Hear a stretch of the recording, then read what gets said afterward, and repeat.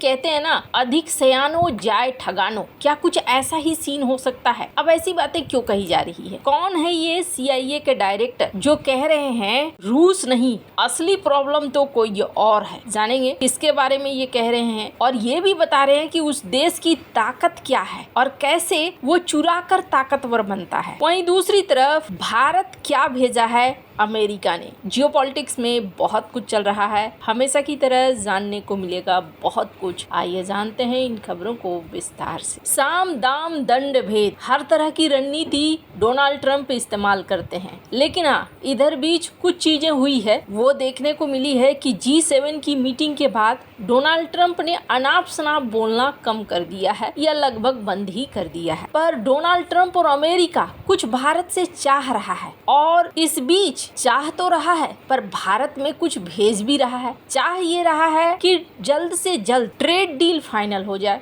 कहा तो ये भी गया कि कथित तौर पर ट्रेड डील को लेकर बातचीत तो चल रही है, लेकिन नतीजा कुछ नहीं निकल रहा है। कई बार दोनों तरफ से बयान आता है जल्दी ही होगा, जल्दी ही होगा, लेकिन जल्दी होता नहीं है और कुछ ऐलान होता नहीं है। इसका मतलब ये है कि पर्दे के पीछे किंतु और परंतु दोनों चल रहा है। पर इसी बीच ये भी देखने को मिल रहा है कि अमेरिका के हितों को थोड़ा प्रभावित किया जा रहा है। स्क्रीन पर एक ट्वीट देख रहे हैं, डॉक्टर ब्रह्मचेलानी का ट्वीट है, और इनका कहना है कि देखिए, अब अमेरिका के किताब में ना वो रणनीति चीज नहीं है। भारत अब उनका रणनीतिक पार्टनर नहीं है। भारत अब वो उनके नज़र में एक ऐसा देश है जो कल की डेट में इकोनॉमिक तौर पर मजबूत बन सकता है और मजबूत बनकर उनके ही खिलाफ वार कर सकता है। इसलिए हम भारत से कम इकोनॉमिक मामले में परहेज करेंगे। अब ऐसी सोच है, इसलिए वो अब भारत को, चाइना को रूस का तेल खरीदने से रोकेंगे। एक बात तो जरूर है कि अमेरिका भारत को बहुत बड़ा इकोनॉमिक पावर बनने नहीं देना चाहता है, और इसके पीछे कारण क्या है? इसके पीछे कारण ये है कि उन्हें लगता है कि अगर एक बहुत बड़ा इकोनॉमिक पावर बन गया भारत, तो भारत के पास किसी चीज की कमी नहीं रहेगी। भारत के पास एक यंग जनसंख्या है, एक इतना बड़ा क्षेत्रफल है जहाँ पर अच्छा खासा एग्रीकल्चर होता है, यानी खाने से लेकर IT डिपार्टमेंट से लेकर दिमाग से लेकर हर चीज उपलब्ध अगर होने लगे तो फिर भारत को कोई रोक नहीं पाएगा। तो हमेशा क्या होता है ना, जो राजा लोग होते हैं, राजा को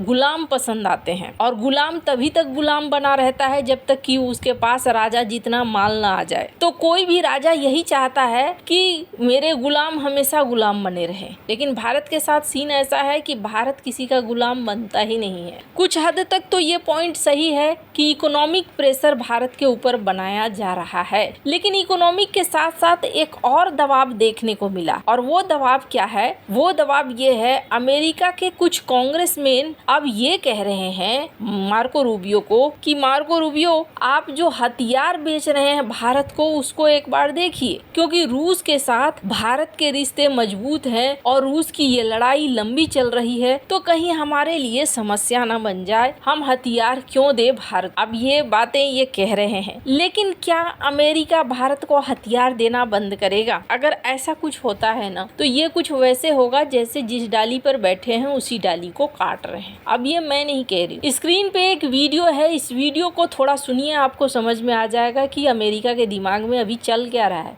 Yes, adversaries like Russia compete with us, other adversaries on the technological front, but China's different. We're the largest economy in the world. China's the second largest. Russia's economy is about the size of my home state of Texas, so they have to choose where they're going to compete, where China competes with us across the board.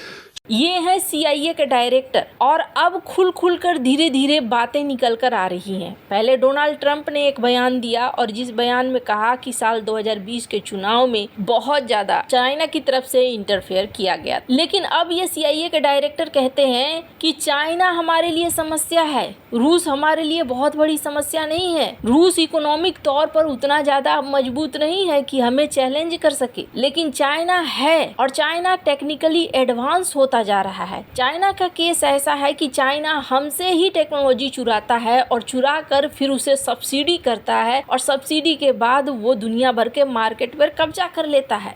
हमने किसी नई चीज को बनाया, उस नई चीज को बनाने में हमारा पैसा खर्च हुआ, हमारा वक्त बर्बाद हुआ, लेकिन वो चाइना को इजीली मिल जाता है और फिर उस पर से चाइना उसमें सब्सिडी लगा देता है तो दुनिया को वो चीज पसंद आने लगती है और यहाँ मात कौन खाता है, हम मात खाते हैं। और दूसरी बड़ी चीज, अभी का समय है एआई रेस का समय है। ये एक ऐसा समय है जिस समय हम ये मोल नहीं ले सकते हैं कि चाइना हमसे आगे निकल जाए। CIA के डायरेक्टर इससे आगे बहुत सारी बातें कहते हैं। इससे आगे वो कहते हैं कि चाइना की ये जो चोरी का तरीका है, ये चोरी का तरीका हमें भारी पड़ सकता है। इसलिए हमें जो एडवांस हमारे AI हैं, उनको हम फ्रेमवर्क हैं, उनको हम रोक रहे हैं ताकि ये ऐसे देशों के हाथ ना लगे। हालांकि भारत की जहां तक बात है तो भारत को अमेरिका ने ये कहा है कि जो भी इस तरीके के AI मॉडल्स हैं उनको सहयोगियों के लिए छोड़ा जाएगा। फिर आपके मन में सवाल आएगा कि अच्छा इतना सब कुछ है तो भारत के ऊपर दबाव क्यों बनाया जा रहा है। अगर आप देखें तो अभी भारतीय नौसेना को अमेरिका से 21वां MH-60R Seahawk multi role helicopter मिला है। ये भारत की एंटी सबमरीन वॉरफेयर क्षमता को मजबूत करने के लिए खास माना जा रहा है और भारत ने कुल 24 हेलीकॉप्टर खरीदने का कॉन्ट्रैक्ट साइन किया था। अब केवल 3 हेलीकॉप्टर की डिलीवरी बाकी है जो जल्द ही पूरी होने की उम्मीद है। ये अमेरिका की लॉकहीड मार्टिन द्वारा बनाया गया दुनिया का सबसे आधुनिक नौसैनिक हेलीकॉप्टरों में से एक है। खास काम क्या है इसका? पनडुब्बियों की खोज करना और हमला करना, समुद्री जहाजों पर हमला करना, समुद्री निगरानी करना, सर्च और रेस्क्यू करना, स्पेशल फोर्स की तैनाती में मदद करना, मेडिकल निकासी में मदद करना और सबसे बड़ी ताकत है इसमें कई एडवांस सेंसर लगे होते हैं। हेलीकॉप्टर समुद्र में सोनार उतार कर पनडुब्बियों का पता लगा लेता है और सोनो बॉय समुद्र में गिराए जाने वाले सेंसर से पनडुब्बियों की आवाज सुन लेते हैं। ये हेलीकॉप्टर हथियार भी ले जा सकता है, MK-54 हेल्के टॉर्पीडो,